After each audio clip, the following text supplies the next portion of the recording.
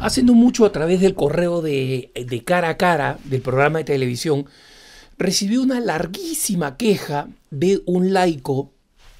No voy a decir de dónde para ni siquiera ubicarlo geográficamente, que comentando un programa de Cara a Cara que dediqué hace mucho tiempo respecto del número de evangélicos que crecían en América Latina y cómo descendía el número de católicos. Un programa, por lo demás, donde yo explicaba que este era un proceso absolutamente natural, porque los católicos no son católicos en América Latina hace muchísimo tiempo. Y ponía como ejemplo, y lo pregunto cada vez que estoy en algún encuentro con otros católicos comprometidos, ¿quiénes son sus enemigos y agresores más habituales? ¿Son los ateos que aparecen por ahí de pronto insultando su fe? ¿Son los ateillos, es decir, los cristianófobos que se aparecen, critican, insultan y agreden? No. Son usualmente familiares que se dicen católicos con su pero al costado. Soy católico, pero. No, soy católico, pero. Y ellos son los que normalmente terminan agrediendo cada vez más a los católicos que son católicos militantes y comprometidos. Mi teoría, y esta es una hipótesis, mi teoría es que en general al católico mediocre le molesta la coherencia del católico practicante porque le demuestra que la manera como el mediocre está viviendo su fe está mal. Y en consecuencia trata de buscar por todos lados y en cualquier lugar excusas para mostrar que el catolicismo es en realidad una religión de hipócritas para hipócritas. Y ellos son los que buscan estas frases ridículas y falsas del Papa, donde supuestamente no hay que creer en el infierno, no es necesario ser católico para ir al cielo, o donde encuentran el último escándalo de un sacerdote perdido en el rincón del planeta, donde resulta que se robó 5 ornitorrincos y los vendió para comprarse un paquete de cigarrillos. Es decir, cualquier historia de horror o pseudo horror que puedan poner en un muro de Facebook, compartir por Twitter o contar en el almuerzo familiar, lo van a hacer. Pero este caballero que me escribió diciendo que esperaba que yo no iba a responder, que ya había escrito 3 veces, no sé a dónde. De hecho, el primer correo electrónico que recibí fue en el que se quejaba de que ya me había escrito en 3 otras ocasiones, y donde básicamente lanzaba una diatriba totalmente hepática. Hepática significa del hígado, ¿no? Totalmente hepática en contra de las autoridades eclesiásticas, diciendo: Alejandro, ¿por qué crees tú que los laicos no están formados? Los laicos no están formados porque la jerarquía no lo forma. Y justamente esta expresión de que la jerarquía no lo forma me llamó la atención, sobre todo porque él se extiende en los ejemplos de cómo los católicos son demasiado blandos, ¿no? Las autoridades católicas son demasiado blandas, no predican bien en las misas, y en consecuencia los laicos católicos en última instancia no pueden hacer nada, porque cada vez que tienen una iniciativa y quieren hacer algo, simplemente no cuentan con el apoyo de los obispos y no pueden hacer nada. En consecuencia, básicamente su descripción del clero es que obispos y sacerdotes son todos unos mediocres, son todos unos inútiles, son todos unos pésimos predicadores, y cuando un laico tiene la actitud heroica y cristiana de querer hacer algo, los laicos, los sacerdotes y el clero se lo impiden. Esta es una visión caricaturizada de una persona que no quiere hacer nada por la fe. Y si tú, hermano, el que me escribiste este correo electrónico, me estás escuchando, quiero que sepas que no estoy de ninguna manera tratando ni de agredirte, ni de insultarte, ni nada. Estoy siguiendo una respuesta lógica a tu propuesta ilógica. Si fuera cierto lo que tú dices, la iglesia no estaría perdiendo unos cuantos católicos, la iglesia estaría muerta. Y no lo está. Yo no sé en qué diócesis estás tú. sería bueno que lo dijeras. Porque si es que la diócesis es tal cual tú la describes, el Papa Francisco tiene que intervenir y te aseguro que va a intervenir.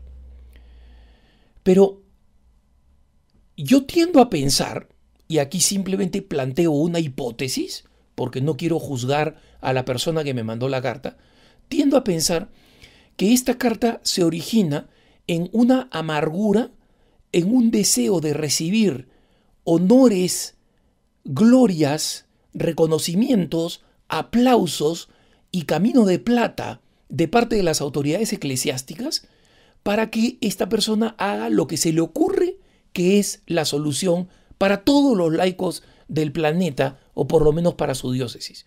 ¿Y por qué digo esto?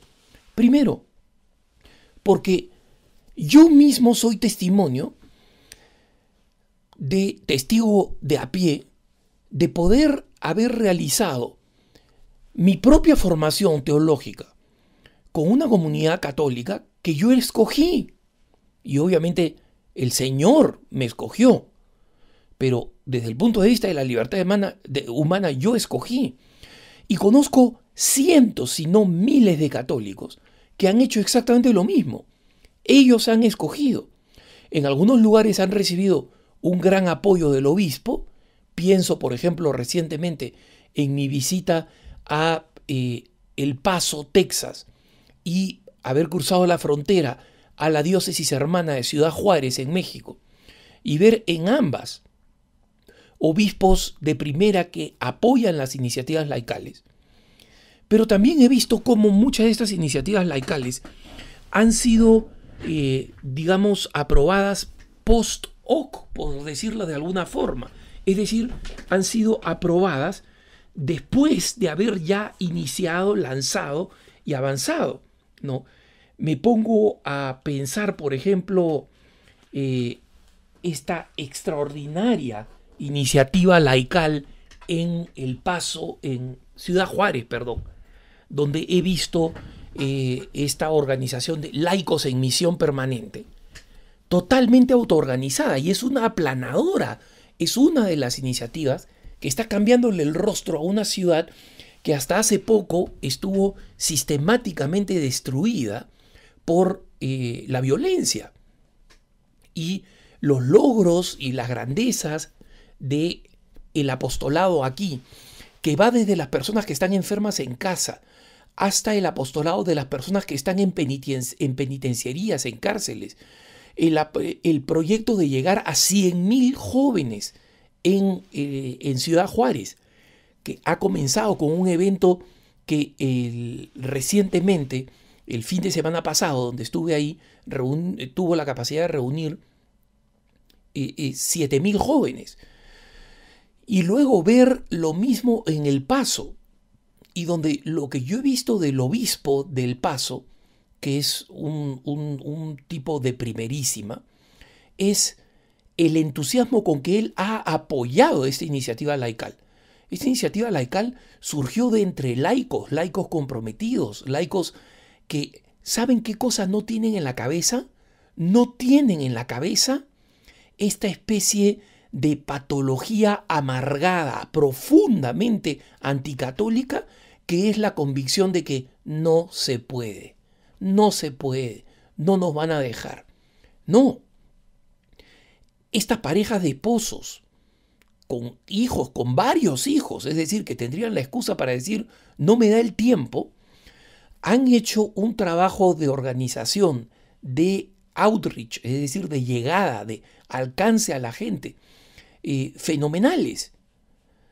Y no solamente han hecho este trabajo, sino que todos aquellos que ya tienen muchachitos, que tienen hijos o hijas preadolescentes o adolescentes, están allí por todos lados, ayudando, entusiasmando, haciendo lo que pueden, al punto que me resultó maravilloso y conmovedor que en la cena que tuviéramos de clausura y auténticamente de celebración, porque había que celebrar un evento de la grandeza, del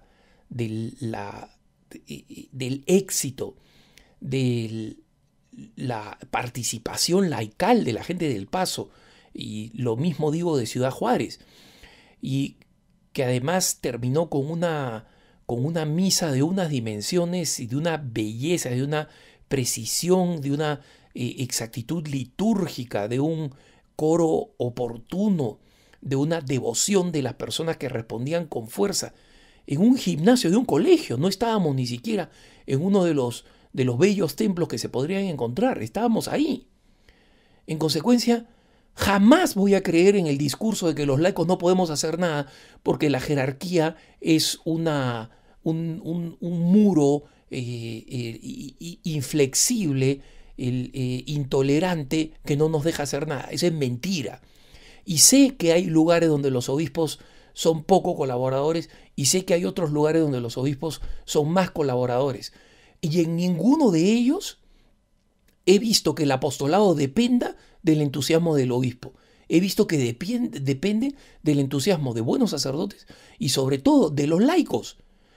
El laico que quiere hacer algo, que quiere formarse y quiere formar a algunos laicos, no lo puede parar nadie. Y no lo digo solamente, no lo puede parar nadie por el entusiasmo en su corazón, sino que no lo puede parar nadie porque canónicamente no lo puede parar nadie. Es su derecho educarse, es su derecho canónico ante la ley de la Iglesia organizarse. Y mientras no haga nada que, uno, vaya en contra de la doctrina católica, y dos, interfiera con las actividades que son propias y exclusivas del clero, sacerdote u obispos, el laico no solamente tiene el derecho, sino la libertad y la obligación de hacerlos. Y les puedo decir que en mi experiencia, en muchísimas diócesis que he visitado, desde el apostolado en Dallas, en Galveston, Houston, en mi misma arquidiócesis de Denver, ahora en El Paso, en Ciudad Juárez, en múltiples lugares, he visto, para no hablar cuando he hecho viajes internacionales, por ejemplo, en Costa Rica o Guatemala, donde yo sé que además los obispos son amigables, pero a los obispos normalmente les llevan proyectos ya preparados, organizados, bien planteados. Y no conozco ninguno de estos laicos que diga, ay, no puedo hacer nada porque el obispo no me deja. Esa no es la actitud cristiana, esa no es la verdad y esa no es la realidad de los laicos. Que tengas un buen día.